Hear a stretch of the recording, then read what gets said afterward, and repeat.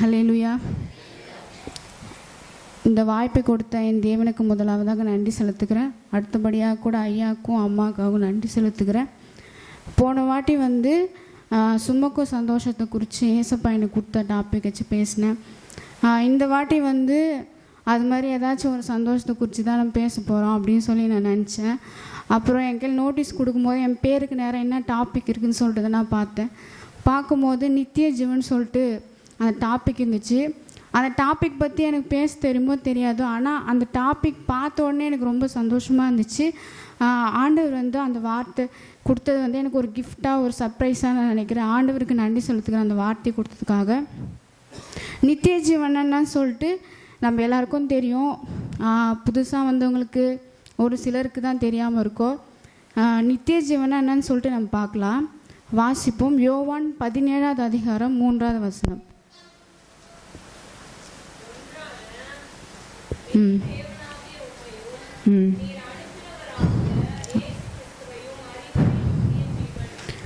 இப்போ என்ன சொல்கிறாங்கன்னா, ஒன்றான மெய்தவனாகிய உம்மையும் நீர் அனுப்பினவராகிய இயேசு கிறிஸ்துவும் அறிவதே நித்திய ஜீவன்.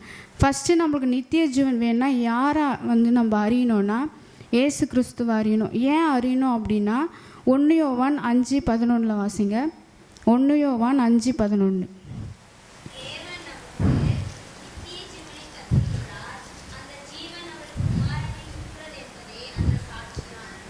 ஏன் நம்ம அவர் அறிஞ்சிருக்கணும்னா, அந்த ஜீவன் யாருக்குள்ளே இருக்குதுன்னு நம்ம பார்த்தோன்னா குமாரனுக்குள்ளே இருக்குது. அந்த ஜீவன் யாருக்குள்ளே இருக்குன்னா குமாரனுக்குள்ளே இருக்குது. அதனால் நம்ம அதை அறிய வேண்டியது ரொம்ப அவசியமாக இருக்குது. அது மட்டும் இல்லாமல் நம்ம பைபிள் எதுக்காக படிக்கிறோம்? நம்ம டெய்லியும் படிக்கிறோம்ல பைபிள். அது எதுக்காக நம்ம படிக்கிறோம்? ஆண்டவர் யாருன்னு நம்ம எப்படி தெரிஞ்சுக்க முடியும்னா, வேதத்தை படிக்கும் போது மட்டும்தான் ஆண்டவர் யாருன்னு சொல்லிட்டு நம்மளுக்கு தெரியும். அதனால தான் நம்ம என்ன பண்ணுறோம், தினமும் நம்ம அந்த வேதத்தை வாசிக்கிறோம். ஆண்டவர் எப்படியாப்பட்டவர், அவர் எதுக்காக இந்த பூமிக்கு வந்தார், அவர் நமக்காக என்ன செய்திருக்கிறாரு அப்படின்னு சொல்லிட்டு நம்ம டெய்லியும் பார்க்குறது எது மூலியமானா பைபிள் மூலியமாக தான். நம்ம ஆண்டவரை நேரடியாக நம்மளால் பார்க்க முடியாது. நம்ம எது மூலியமாக பார்க்க முடியும்னா இந்த ஜீவனுள்ள இந்த வார்த்தையின் மூலிமா நம்ம அனுதினமும் ஆண்டவரோட பேச முடியும், நம்ம பார்க்க முடியும். அதுக்காக நம்ம என்ன பண்ணுறோன்னா பைபிளை நம்ம படிக்கிறோம். இன்னொன்று சொல்கிறேன்னா, நித்திய ஜீவனை நேதுனா மரணத்துக்கு பிறகு ஒரு வாழ்க்கை இருக்குது நம்மளுக்கு. நம்ம நினைப்போம் நம்ம லைஃப்பில் நம்ம எல்லாத்தையும் இது பண்ணிட்டோம், அவ்வளோதான், நம்மளுக்கு இதோட இதுவும் இல்லை அப்படின்னு சொல்லி நம்ம நினைப்போம். நம்மளுக்கு நிறைய கடன் பிரச்சனை, நிறைய பிரச்சனை, போராட்டங்கள்லாம் இருக்கும்ல. அப்போ நம்ம என்ன நினைப்போம், நம்ம மறிச்சிட்டா அவ்வளோதான், அதெல்லாம் எல்லாமே க்ளோஸ் ஆகிடும், நம்மளுக்கு எதுவும் இல்லை, இதுக்கப்புறம் நம்மளுக்கு எதுவுமே தெரியாது அப்படின்னு நம்ம நினைக்கிறோம். ஆனால் அது கிடையாது. நம்ம மறித்த பிறகு ஒரு லைஃப் இருக்குது, அதுதான் நித்திய ஜீவன். அது இன்டர்னல் லைஃப்னு அப்படின்னு நம்ம சொல்கிறோம். மறித்ததுக்கப்புறம் ஒரு வாழ்க்கை. அது என்ன வாழ்க்கைனா நம்ம தேவனோடு வாழ்கிற ஒரு வாழ்க்கை. அதுதான் நித்திய ஜீவனாக இந்த இடத்துல நம்ம பார்க்க போகிறோம். நான் ஆண்டவர்கிட்ட கேட்டேன், ஆண்டவரே நான் நித்திய ஜீவனை குறித்து என்ன பேசுறது அப்படி சொல்லி கேட்கும்போது ஆண்டவர் எனக்கு ஞாபகப்படுத்தினதுன்னா, ஜெபம் பண்ணும்போது ஞாபகப்படுத்தினதுன்னா யோவான் 10:11.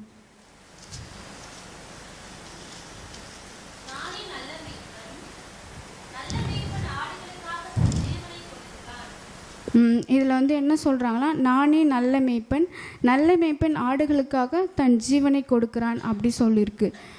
நம்மளுக்கு உலக பிரமாணமான மேய்ப்பனை பற்றி நம்மளுக்கு தெரியும். அந்த மேய்ப்பனை ஆடுகளை எப்படி பராமரிக்கிறாங்கன்ட்டு நம்மளுக்கு தெரியும், நம்ம பார்த்துருப்போம். அந்த மேய்ப்பன்லாம் ஆடுகளை எப்படி பார்த்துப்பாங்கன்னா, அதுக்கு எந்த ஒரு ஆபத்தும் நேரிடாமல் பார்த்துப்பாங்க. அதுக்கு எந்தெந்த நேரத்தில் என்னென்ன தேவைன்றதை அவங்க அறிந்திருப்பாங்க. எந்த இடத்துல தண்ணி இருக்கும், எது மேய்ச்சல் நிறைந்த இடம் அப்படின்னு சொல்லிட்டு அந்த மேய்ப்பனுக்கு தெரியும். அதுக்கப்புறமா அந்த ஆடுகளுக்கு எந்த ஒரு ஆபத்தும் வராமல் யார் பார்த்துக்கிறாங்கன்னா மேய்ப்பன் தான் பார்த்துக்கிறாங்க. இதில் நிறைய டைப் ஆடு இருக்குது. நம்ம அந்த ஆடை பார்க்கலான்னா ஃபஸ்ட்டு குட்டி ஆடு, அதுக்கப்புறமா கொஞ்சம் பெரிய ஆடு, அப்புறம் வயசான ஆடுலாம் இருக்கும். அதெல்லாம் என்னென்ன பண்ணுன்னு சொல்லிட்டு அந்த மேய்ப்பனுக்கு மட்டும்தான் தெரியும், நம்மளுக்குலாம் அது தெரியாது. அது கொஞ்ச நேரம் விட்டால் எங்கேயாச்சும் காணாமல் போயிடும், எங்கேயாச்சும் போயிட்டு மாட்டிக்கும், அது மாதிரிலாம் இருக்கும்ல. அப்போ அந்த மேய்ப்பன் என்ன பண்ணுறாங்க, அது கவனமாக பார்த்துக்கிறாங்க. அதுக்கு என்னென்ன வேணுன்றத அவங்க பார்த்துக்கிறாங்க. அதே போல் தான் அந்த மேய்ப்பனை தாண்டி அந்த ஆடுக்கு எந்த ஒரு பிரச்சனையுமே வராதான்.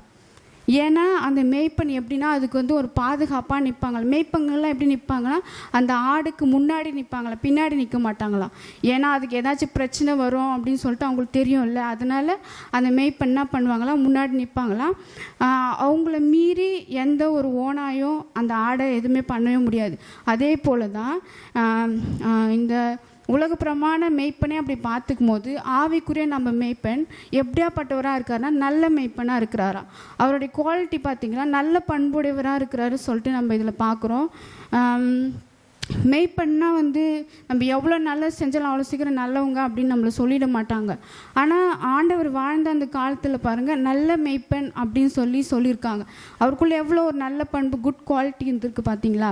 அப்போ வந்து அதே போல் தான் ஆண்டவரும் நம்மளுக்கு என்னென்ன வேணும், எது எப்பப்போ கொடுக்கணும், நம்ம எதுக்காக அழுகுறோம், எதுக்காக ஃபீல் பண்ணுறோம், எதுக்காக கஷ்டப்படுறோம் எல்லாமே அவர் அறிஞ்சிருக்கிறார்.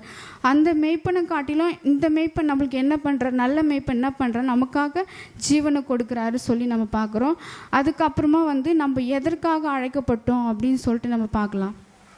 அது வந்து 1 தீமோத்தேயு 6 அதிகாரம் 1 வசனம்.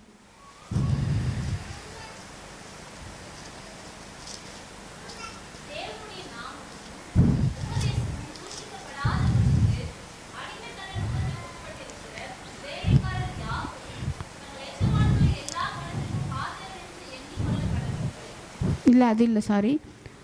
1 தீமோத்தேயு 6 அதிகாரம் 12 வசனம்.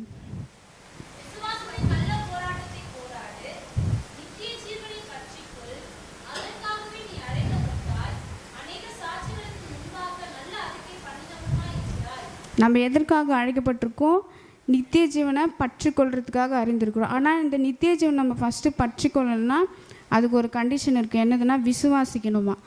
விசுவாசித்தா மட்டும்தான் நம்ம என்ன பண்ண முடியும்னா நித்திய ஜீவனை வந்து அடைய முடியும். ஃபஸ்ட்டு தேவன் யார் நம்ம தெரிஞ்சுக்கணும், அதுக்கப்புறமா அவரை விசுவாசிக்கணும். சரிங்களா. அதுக்கப்புறம் விசுவாசன்றது ஒரு எக்ஸாம்பிள் நான் சொல்கிறேன். விசுவாசம் என்பது என்னதுன்னா ஒரு ஓட்டப்பந்தயம் மாதிரி. நம்ம உலக பிரமாணமாக ரன்னிங் ரேஸ்லாம் ஓடுவோம்ல, எல்லாருக்கும் தெரியும். வீட்டு பக்கத்துலேயே இருந்து சும்மா விளையாடுற ரன்னிங் ரேஸ் கிடையாது, ஸ்போர்ட்ஸ் லெவலில் நம்ம ஓடுவோம்ல. அந்த ஓட்டப்பந்தயத்துக்கு வந்து நிறைய கண்டிஷன்ஸ் இருக்குது, விதிமுறைலாம் இருக்குது. அவங்க வந்து இவ்வளோ தூரம் ஓடணும், அவ்வளோ தூரம் ஓடணும் சொல்லிட்டு நியமிக்கப்பட்டிருப்பாங்க. 100 மீட்டர்ஸ், அப்புறம் 200 மீட்டர்ஸ், 300 மீட்டர்ஸ், அப்படி ஏதாச்சும் ஒன்று அவங்க வந்து நியமித்திருப்பாங்க. அவங்க நியமித்ததில் தான் நம்ம ஓடணுமே. அது இல்லாமல் வந்து அதுக்கு வந்து நிறைய கண்டிஷன்ஸ்லாம் இருக்கும். ஷூ போட்டு ஓடணும், இந்த மாதிரி வந்தால் தான் அந்த ரன்னிங் ரேஸில் ஓடணும் அப்படின்லாம் சொல்லிட்டு இருக்கோம். அந்த ட்ராக்கில் நம்ம ஓடணும். அவங்க வந்து கோடெலாம் போட்டிருப்பாங்க. ட்ராக் மாதிரிலாம் ஓடக்கூடாது, ட்ராக்கில் தான் ஓடணும். அது வந்து ஓடுறவங்களுக்கு மட்டும்தான் தெரியும். அதே மாதிரி தான் எதுக்காக அவங்க ஓடுறாங்கன்னா, அவங்க ஓடி ஜெயிச்சாங்கன்னா என்ன கிடைக்கும், அவங்களுக்கு கப்பு கிடைக்கும். சரிங்களா. கப்புனா எதுனா ஒரு கிஃப்ட் கிடைக்கும் அவங்களுக்கு. அதே மாதிரி தான் நம்ம எப்படி ஓடணுன்னா ஆண்டவர் நியமித்திருக்கிற அந்த காலத்தில் நம்ம நேராக அப்படியே அந்த அவர் எப்படி சொல்கிறாரோ அப்படி தான் நம்ம ஓடணும். ட்ராக் மாதிரிலாம் ஓடக்கூடாது. நம்ம எப்படி அந்த ரன்னிங் ரேஸில் இருக்கவங்க ஓடுறாங்களோ அதை போல தான் நம்மளும் ஓடணும். ஒவ்வொரு நாளும் நம்மளால் எப்படி சொல்லணும், ஒவ்வொரு நாளும் வந்து நிறைய வந்து தடைகள் வரும். அந்த இடத்துல வந்து நிறைய சோதனை வரும், நம்மளுக்கு நிறைய பிரச்சனைலாம் வரும். ஆனால் அதெல்லாம் ஜெயிச்சு வர்றது தான் என்னது, விசுவாசம். அப்போ நம்ம விசுவாசத்தின் மூலிமா ஓடும்போது நம்ம எதை பெற்றுக்கொள்ளலான்னா நித்திய ஜீவனை கண்டிப்பாக நம்ம பெற்றுக்கொள்ள முடியும். அதுக்கப்புறமா வந்து நம்ம வாசிச்சோம் ரோமர் 12:21.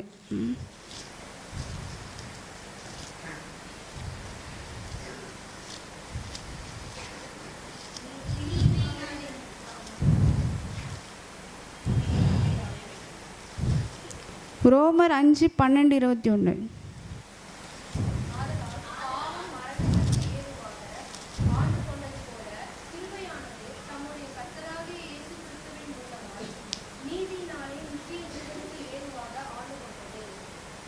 சரி, ரோமர் 5:12 தானே வாசிச்சிங்க. ரோமர் 5.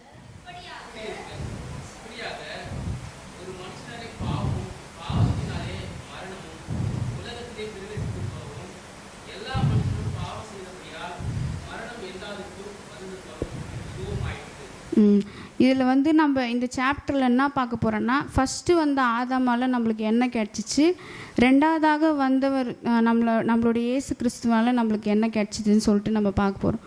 ஃபஸ்ட்டு வந்த ஆதாமால் நம்மளுக்கு என்ன கிடச்சிச்சின்னா, இப்படியாக ஒரே மனுஷனாலே பாவமும் பாவத்தினாலே மரணமும் வந்துச்சான். ஆனால் அந்த பாவம் வந்து அவங்களால வரல. அந்த பாவம் வந்து ஆதி காலத்துலேருந்தே இருந்திருக்கு. அவங்க வந்து பிசாசோட வார்த்தைக்கு கீழ்ப்படிஞ்சதுனால தான் என்ன வந்துச்சான், பாவம் வந்துச்சான். அந்த பாவத்தினால என்ன வந்துச்சு, அது கூட சேர்ந்து மரணமும் சேர்ந்து வந்துடுச்சு. இதுலேருந்து என்ன பார்க்குறோன்னா, அவங்க வந்து அப்போயே ஆண்டோட வார்த்தை கீழ்ப்படிஞ்சிருந்தாங்கன்னா இந்த மரணம் நம்மளுக்கு வந்தே இருந்திருக்காது. அவங்க மூலிமா என்ன வந்துச்சுன்னா பாவம் வந்துச்சு, பாவத்து மூலிமா மரணம் வந்துச்சு. அதுக்கப்புறமா வந்து 15வது வசனத்தை வாசிங்க.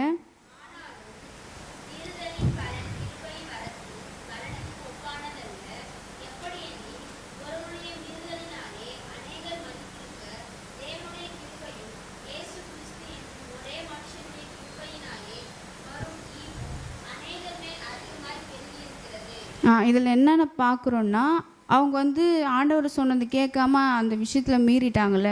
அதனால் என்ன நம்மளுக்கு நடந்துச்சுன்னா, மீறுதல்னால நம்மளுக்கு என்ன கிடச்சின்னா, அந்த பாவம் வந்து நம்மளுக்கு அதிகமாக பெருகிட்டே இருந்துச்சு. அதுக்கப்புறமா வந்து எப்படின்னு ஒருடைய மீறுதலினாலே அநேகர் மரித்திருக்க தேவனுடைய கிருபையும் கிறிஸ்து இயேசுவின் என்னும் ஒரே மனுஷனுடைய கிருபையினாலே வரும் ஈவுனா என்னதுன்னா கிஃப்ட்டு, பரிசு. யார் மூலிமா நம்மளுக்கு அந்த பரிசு கிடச்சிச்சின்னா ஏசப்பா மூலிமா தான். அவர் மரணம் அடைஞ்சி அவர் மூலிமா தான் நம்மளுக்கு என்ன கிடச்சிச்சு, கிருபை கிடச்சிச்சு. கிருபையின் மூலமாக அந்த ஈவு நம்மளுக்கு கிடச்சிச்சு. இப்போ வந்து நிறைய பாவம் பண்ணலாம், அதுக்கெலாம் வந்து கிருபை தானே இருக்குது, நம்மலாம் அதெல்லாம் ஒன்றும் இல்லை, பாவம்லாம் பண்ணலாம் அப்படின்னு நம்ம நினச்சிட்டு இருப்போம்ல. ஆனால் அதெல்லாம் கிடையாது. நம்ம வந்து தெரியாமல் ஒரு பாவம், எவ்வளோ பெரிய பாவமோ அது நம்ம தெரியாமல் பண்ணும் பொழுது ஆண்டவர்கிட்ட போயிட்டு, ஆண்டவரே பாவியாக என் மேலே கிருபையாக இருங்க அப்படின்னு நீங்கள் ஒரு வார்த்தை சொன்னீங்கன்னா போதும், அந்த கிருபை வந்து நம்மளுக்கு என்ன பண்ணுன்னா அந்த பாவத்துலேருந்து விடுதலையாக உதவி செய்யும். அதுக்கப்புறமா வந்து ரோமர் 5:21 வாசிங்க.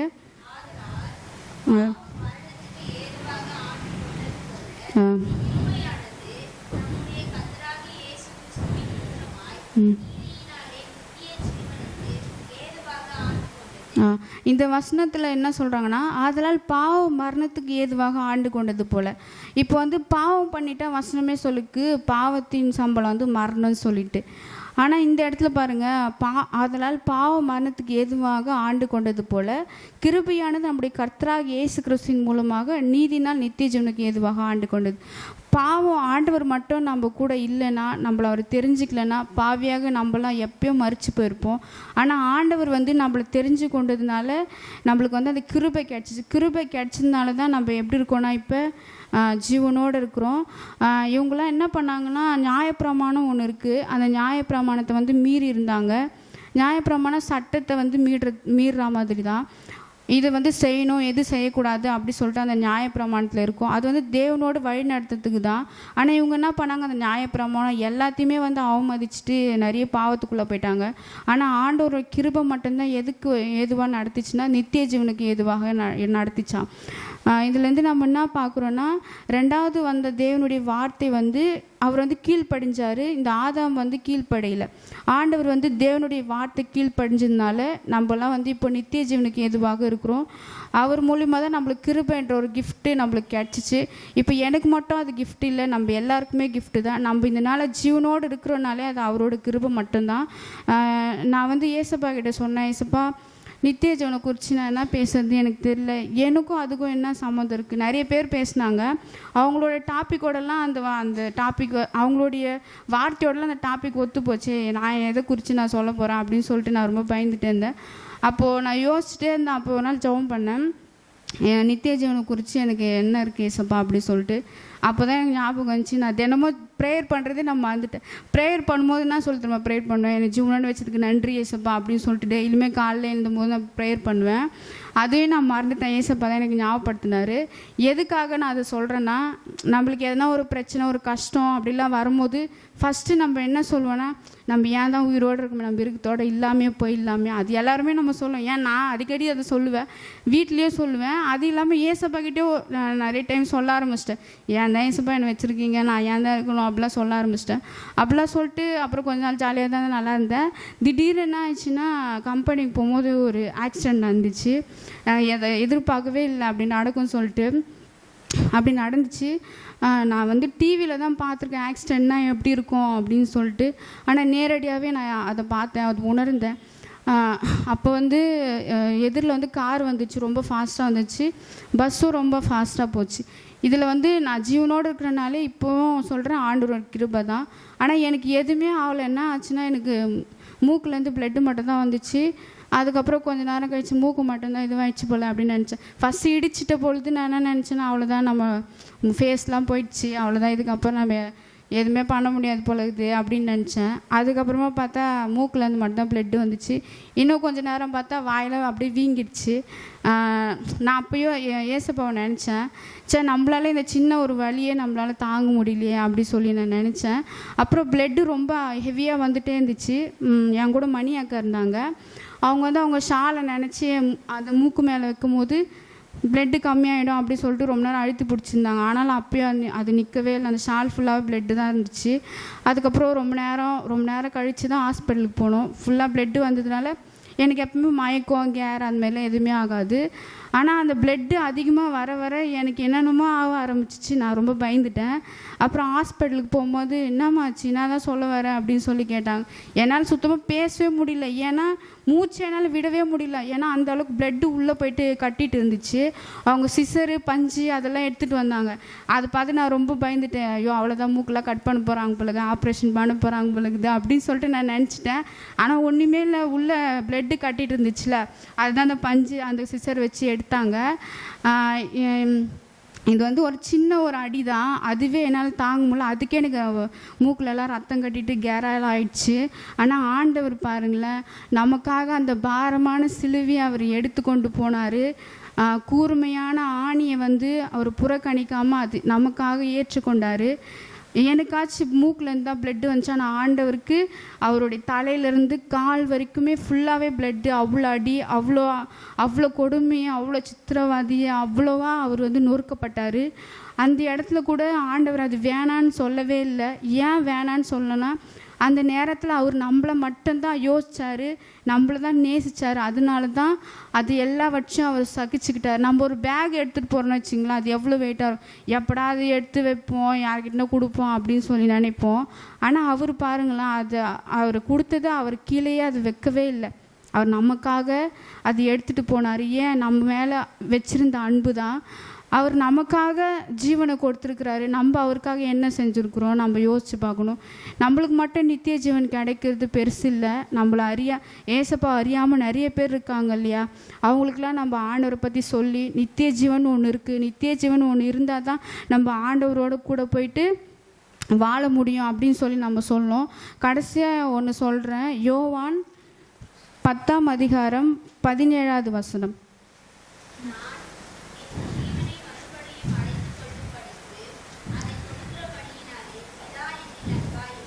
ஆமீன். இதில் என்ன சொல்கிறாங்கன்னா, ஆண்டவர் வந்து அவரோட ஜீவனை கொடுக்கறத பற்றி இதில் சொல்லியிருக்கிறாரு. அவர் நமக்காக அந்த ஜீவனை கொடுக்குறபடினால அதை மறுபடியும் அடைந்து கொள்வேன்னு அவருக்கு தெரியுமா. அதனால் யார் அன்பாக இருக்கிறாங்கன்னா, பிதா வந்து ஆண்டவர் மேலே அன்பாக இருக்காங்க. இப்போது யாருக்காக அந்த ஜீவனை கொடுத்தாரு? நமக்காக தான் அவர் கொடுத்தார். அப்போல்லாம் நம்மளாம் யாராக இருக்கிறோம்? மகனாகவும் மகளாகவும் இருக்கிறோம். அப்போது நம்ம எப்படி நம்மளோட ஜீவனை வந்து யாருக்காக தான் நம்ம கொடுக்கணுன்னா, ஆண்டவருக்காக மட்டும்தான் கொடுக்கணும். அவர் கொடுத்தது அவர்கிட்ட மட்டும்தான் கொடுக்கணும். நம்ம வந்து நம்ம இஷ்டப்படி நம்ம யார்கிட்டலையும் கொடுக்கக்கூடாது. அந்த ஜீவன் வந்து யாருக்கு தான் நம்ம கொடுக்கணுன்னா, ஆண்டவருக்கு மட்டும்தான் அந்த ஜீவன் நம்ம கொடுக்கணும். இதுலேருந்து நான் என்ன சொல்கிறேன்னா, நம்ம வாழ்ந்தாலும் ஆண்டவருக்காக வாழணும், மறித்தாலும் அவருக்காக தான் மறிக்கணும். ஏன்னா நீங்கள் வந்து உங்கள் ஜீவனை கொடுக்குறீங்கன்னு சொல்லிட்டு ஃபீல்லாம் பண்ண தேவையில்லை. ஏன்னா அவர் வரும்போது என்ன பண்ணுவாரோ அதை நம்மளுக்கு திருப்பி தந்துடுவாராம். தந்து நம்மளை என்ன பண்ணார், உயிரோடு எழுப்பி அவரோடு கூட வாழ்கிறதுக்காக தான் வந்து அதை நம்மக்கிட்டேருந்து கேட்குறாரு. அதனால் நம்ம எல்லாரும் மனசில் வச்சுக்கிட்டு நம்மளோட ஜீவன் வந்து ஆண்டவருக்கு தான் சொந்தம்னு சொல்லிட்டு நம்ம நினச்சிட்டு இங்கேருந்து கடந்து போவோம். கர்த்தர் இந்த வார்த்தையை பேசும்படி கிருபை செய்ததுக்காக நன்றி. ஆமென்.